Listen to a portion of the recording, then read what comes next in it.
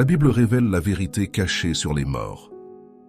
Quand le téléphone vibre au milieu d'une journée de travail et que le message annonce un décès, une question s'impose en silence pendant que tu fixes l'écran, la gorge serrée et les mains froides. Ceux qui viennent de mourir savent-ils qu'ils sont morts? Perçoivent-ils encore quelque chose, quelque part, selon la Bible, et ce qu'elle dit de la mort et de l'âme? Tu continues pourtant à avancer. Tu replies l'ordinateur, tu rentres chez toi, tu pries peut-être le soir, mais à l'intérieur, la foi proclamée se heurte à l'angoisse vécue, car tu crois en la résurrection, mais tu doutes sur cet état intermédiaire dont on parle tant, tu espères. Mais l'image du sommeil de la mort te trouble, alors tu gardes ça pour toi, en te disant que c'est normal de se poser ces questions, que tout le monde traverse ça face au deuil, et pourtant, une solitude s'installe, comme si comprendre le savoir des morts, leur conscience ou leur absence, devenait une interrogation trop lourde pour être partagée. Combien de temps encore laisser ces images, ces récits, ces traditions ou ces émotions décider à ta place, sans revenir simplement à l'écriture, à la Bible d'abord, pour regarder en face ce qu'elle enseigne vraiment sur la mort, l'âme et l'espérance qui s'y cachent. Car ce questionnement n'est pas un manque de foi, il peut devenir un chemin de paix, puisque le Christ lui-même recentre notre regard et apaise nos cœurs quand il dit « Je vous laisse la paix, je vous donne ma paix ».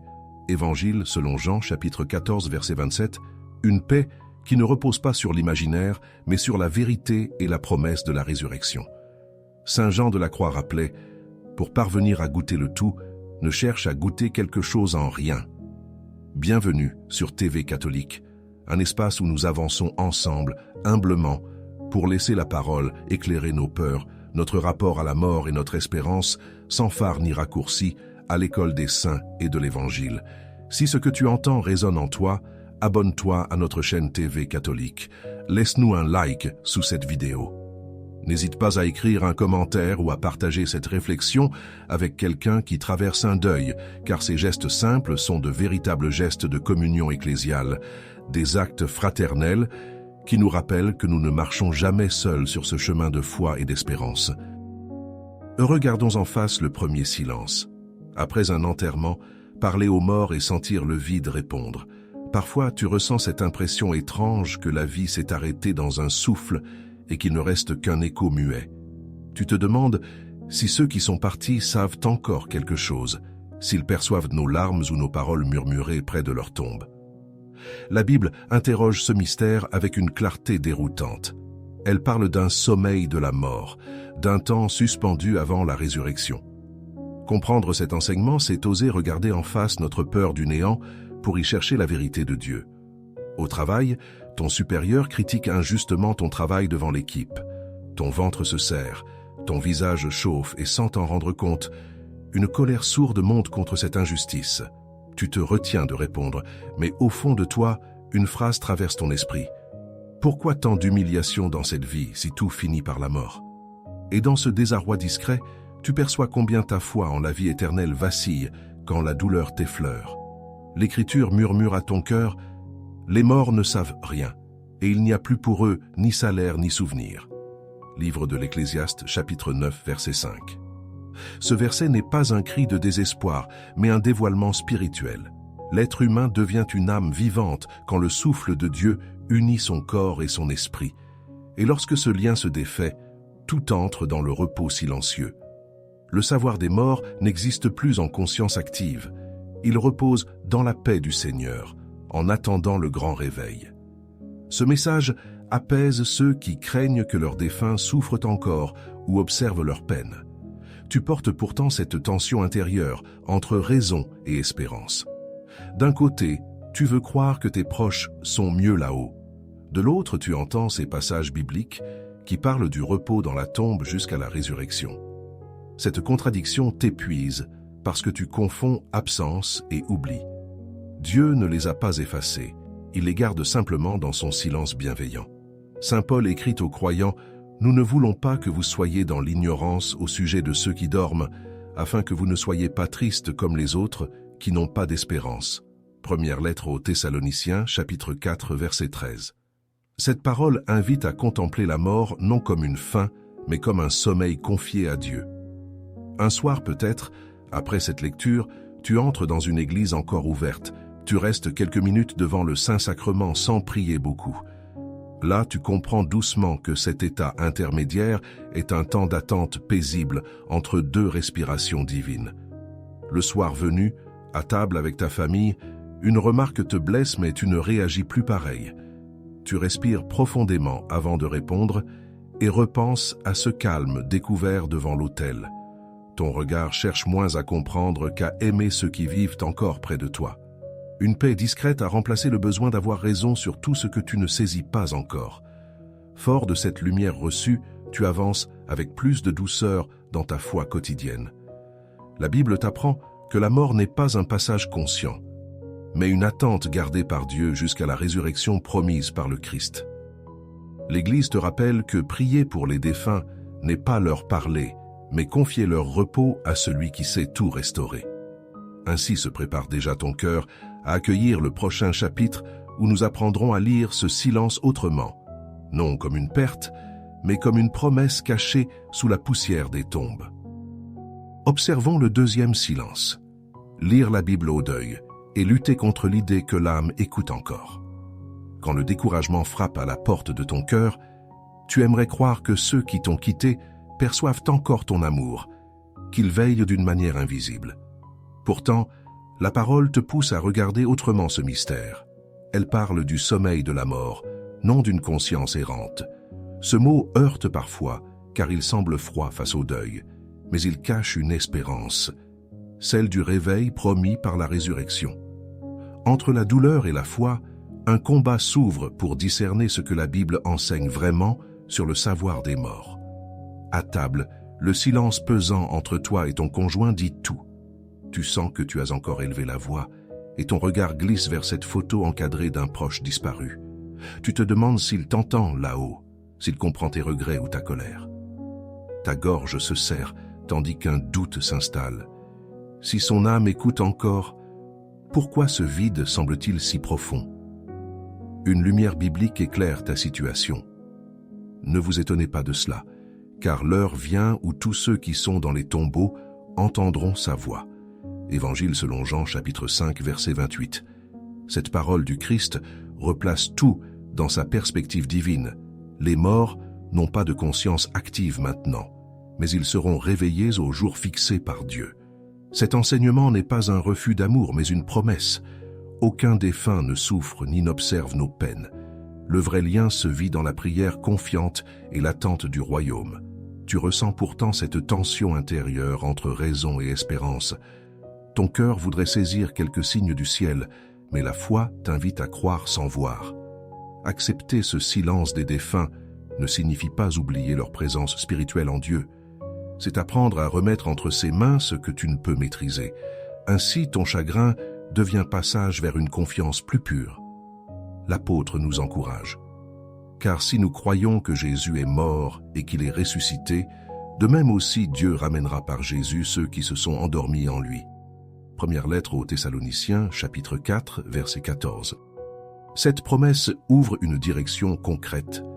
Lorsque tu participes à l'Eucharistie, tu entres déjà dans cette communion où vivants et morts reposent ensemble dans le Christ.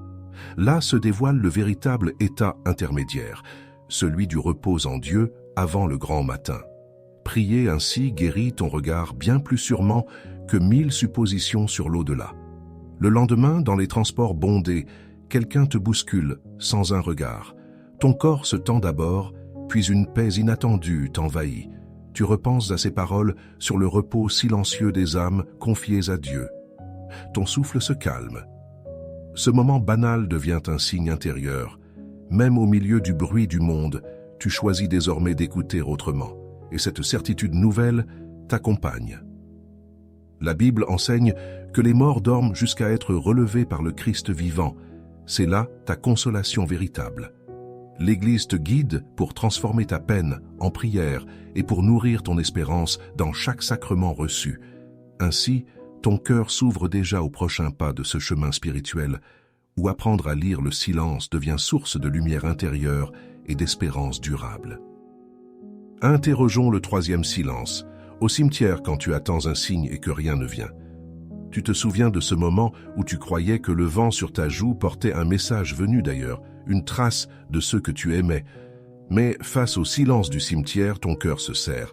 Si les défunts ne perçoivent plus rien, où sont-ils? La Bible parle pourtant d'un temps suspendu, d'un sommeil de la mort où toute conscience s'efface jusqu'à la résurrection. Comprendre cela ne nie pas l'amour. C'est reconnaître que Dieu garde l'âme dans son repos en attendant la vie nouvelle. Dans les transports bondés, quelqu'un te bouscule sans s'excuser. Ton corps se tend, tes mains serrent le sac et ta pensée s'échappe vers ce proche disparu. Si seulement il pouvait me dire un mot. Cette absence muette devient plus lourde que la foule elle-même. Tu restes debout, immobile à l'intérieur, pris entre espoir et lassitude. Une parole du Christ résonne en toi. Notre ami Lazare s'est endormi, mais je vais le réveiller. Évangile selon Jean, chapitre 11, verset 11. Jésus ne parle pas ici d'un départ conscient vers un autre monde, mais d'un repos gardé dans la confiance divine. Ce sommeil n'est pas vide de sens. Il est attente du matin où Dieu rappellera chaque vie par son nom. Le savoir des morts n'est donc pas actif. Leur paix dépend entièrement du Seigneur qui veille.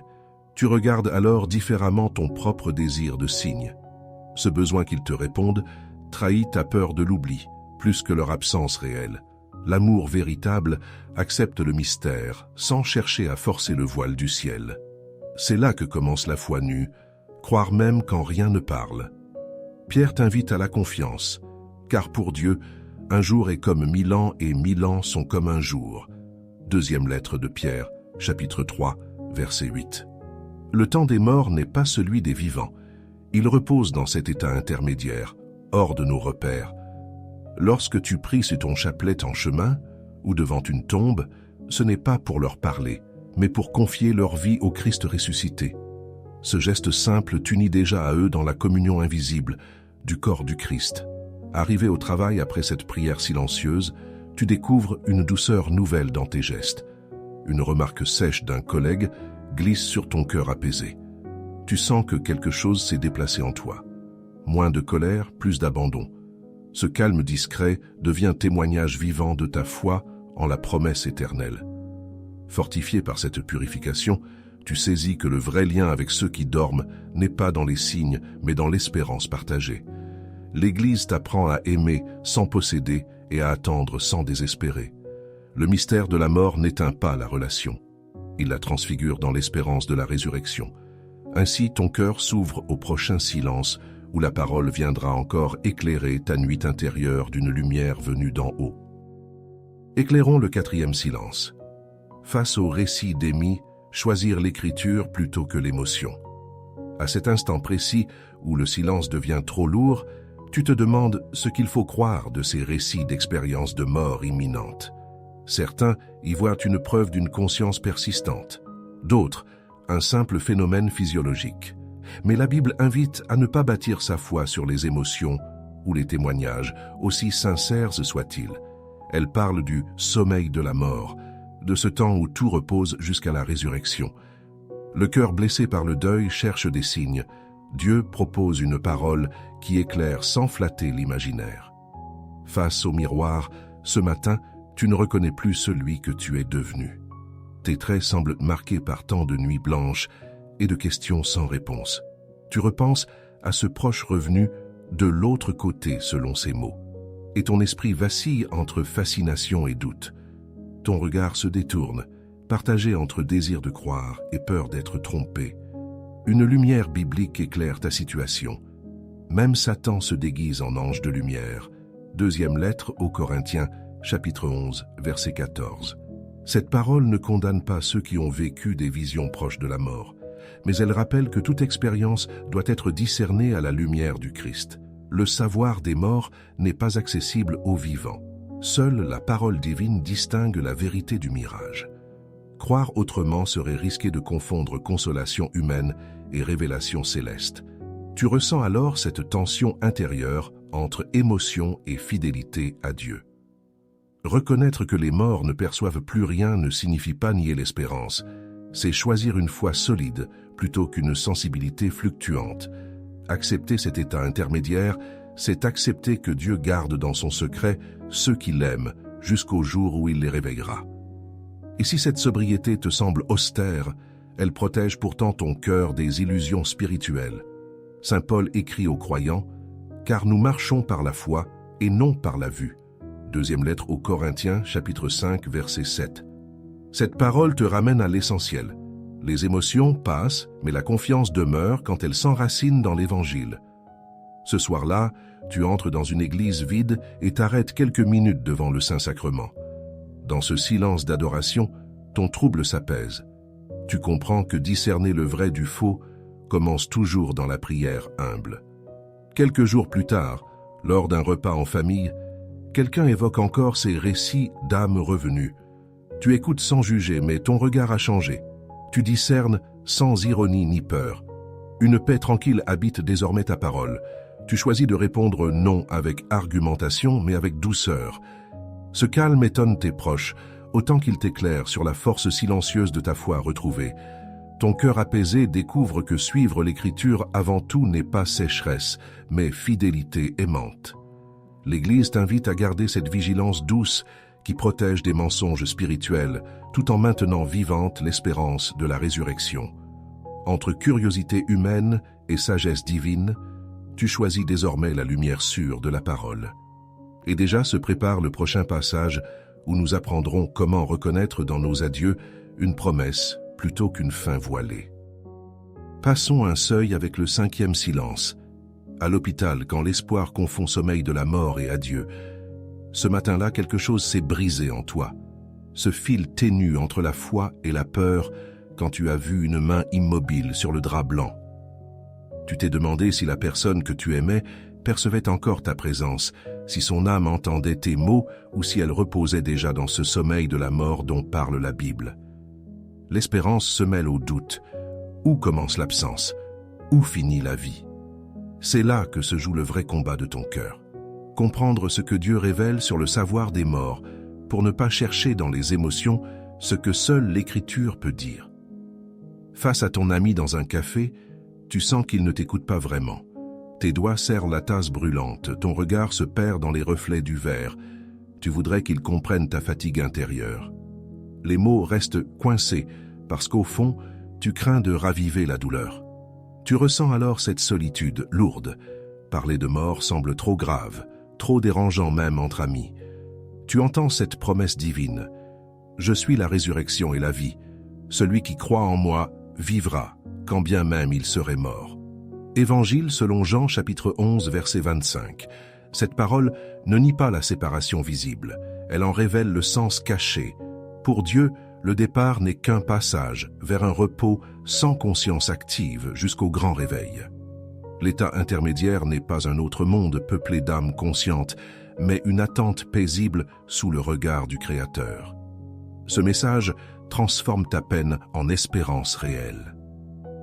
Tu regardes désormais cette chambre d'hôpital comme un seuil plutôt qu'une fin. Ton cœur comprend que celui qui s'endort en Dieu ne souffre plus ni ne veille sur nos peines. Accueillir ce silence n'est pas renoncer à aimer, mais laisser Dieu garder ce que nous ne pouvons plus atteindre. L'amour devient confiance au lieu d'attachement inquiet. L'apôtre nous encourage. Nous savons que celui qui a ressuscité le Seigneur Jésus nous ressuscitera aussi avec lui et nous fera paraître avec vous en sa présence. Deuxième lettre aux Corinthiens, chapitre 4, verset 14. Cette certitude ramène ton regard vers l'essentiel. Prier pour les défunts n'est pas dialoguer avec eux, mais confier leur repos au Christ vivant. Un soir, après avoir accompagné quelqu'un jusqu'à son dernier souffle, tu t'arrêtes à la chapelle de l'hôpital et restes quelques instants devant le Saint-Sacrement. Dans ce silence sacré, ton cœur dépose enfin ce poids impossible à nommer. Le lendemain, au travail, une tension éclate lors d'une réunion houleuse. Ton supérieur hausse le ton et tu sens monter une crispation familière. Mais quelque chose en toi a changé. Tu respires profondément avant de répondre. Tu repenses à cette paix ressentie devant l'autel et choisis d'écouter avant de parler. Le calme découvert face à la mort devient douceur dans les conflits ordinaires. Cette réconciliation discrète révèle combien la parole libère du besoin de tout comprendre. L'Église te rappelle que chaque adieu vécu dans la foi prépare ton âme à accueillir la résurrection promise. Ce que tu vis aujourd'hui n'est ni absence ni oubli, mais apprentissage du repos confié à Dieu seul. Et déjà se dessine le prochain silence, où ton espérance apprendra encore à demeurer solide, même au milieu des adieux terrestres. Avançons encore dans le 6e silence. Refuser le spiritisme pour protéger ton cœur endeuillé. Tu connais cette fatigue qui ne vient pas du corps, mais de l'esprit qui cherche désespérément un signe. Dans le brouillard du deuil, certaines voix prétendent t'offrir un contact, une parole venue d'ailleurs.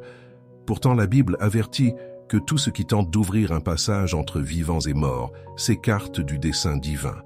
La mort n'est pas un dialogue suspendu, mais un repos dans le secret de Dieu. Alors tu t'interroges, comment accueillir ce silence sans céder aux illusions qui exploitent ta douleur?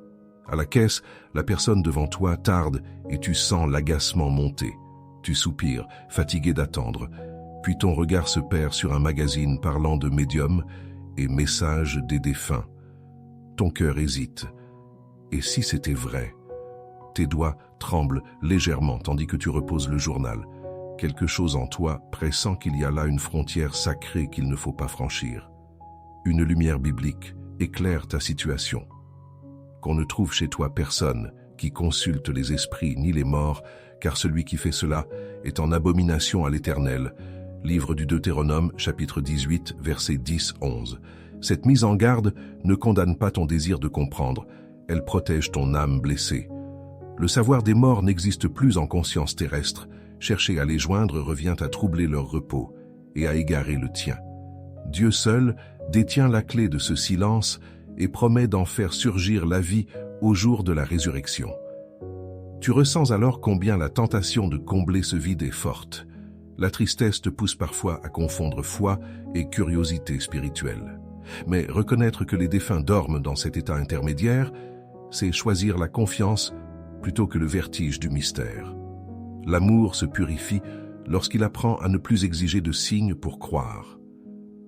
Saint Paul écrit aux croyants, « Ne vous laissez pas séduire par toutes sortes d'esprits, mais examinez si cela vient de Dieu. » Première lettre de Jean, chapitre 4, verset 1. Cette exhortation invite à revenir aux sources, prie plutôt pour eux lors de l'Eucharistie ou en récitant ton chapelet. Ces gestes simples ouvrent ton cœur sans violer le silence sacré du ciel.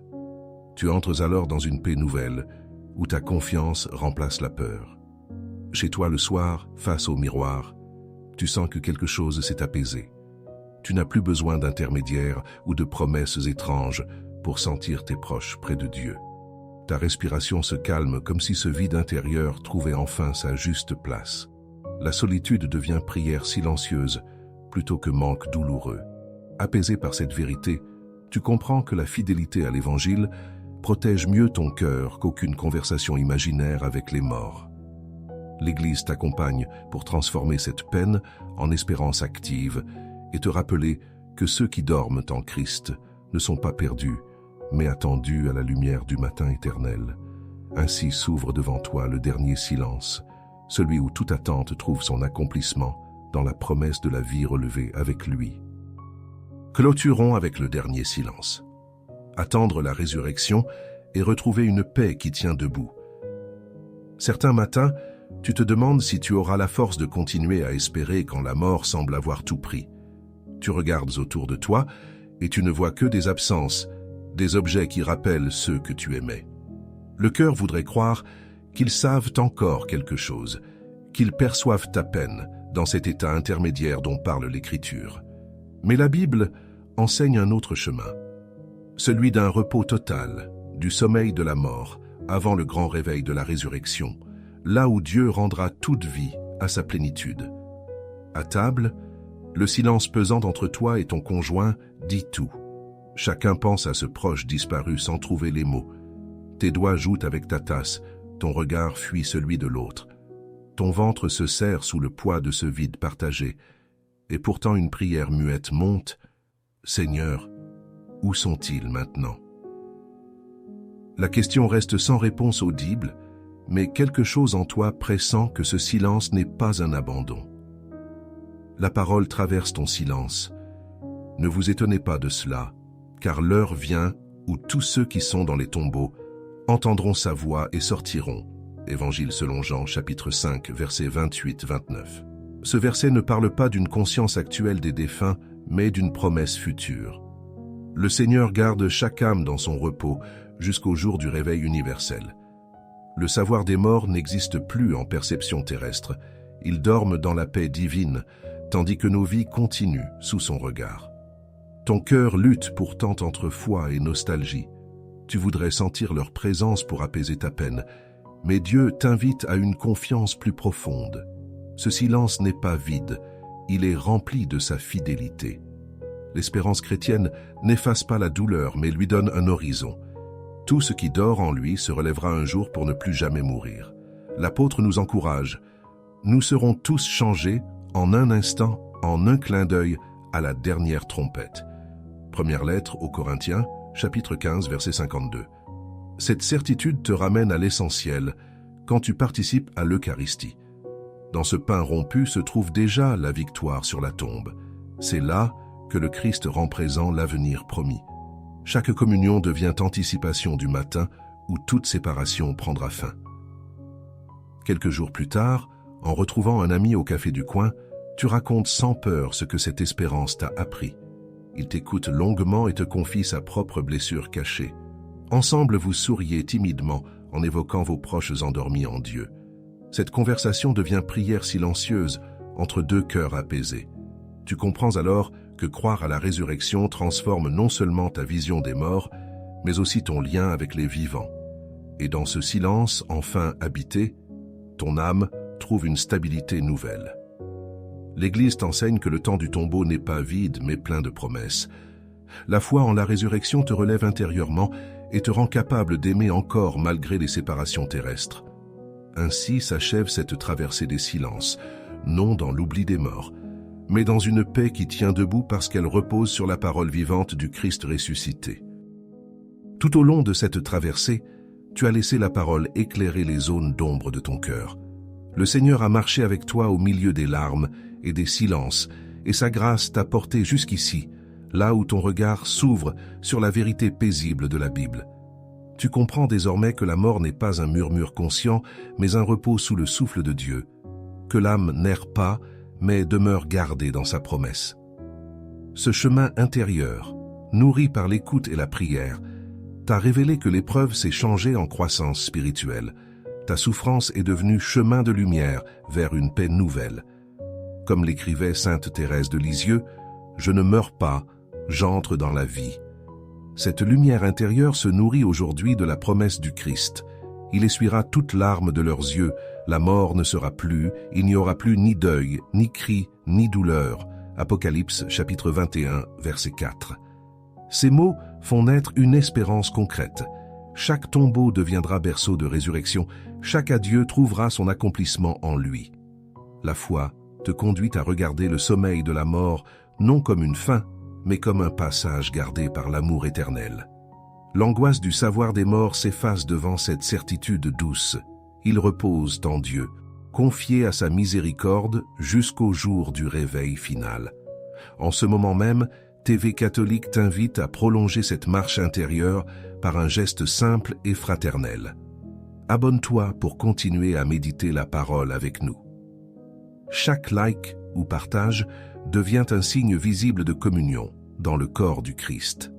Ensemble, formons une communauté d'espérance où chacun peut déposer ses questions sur l'état intermédiaire, le sens de la vie et la promesse de la résurrection.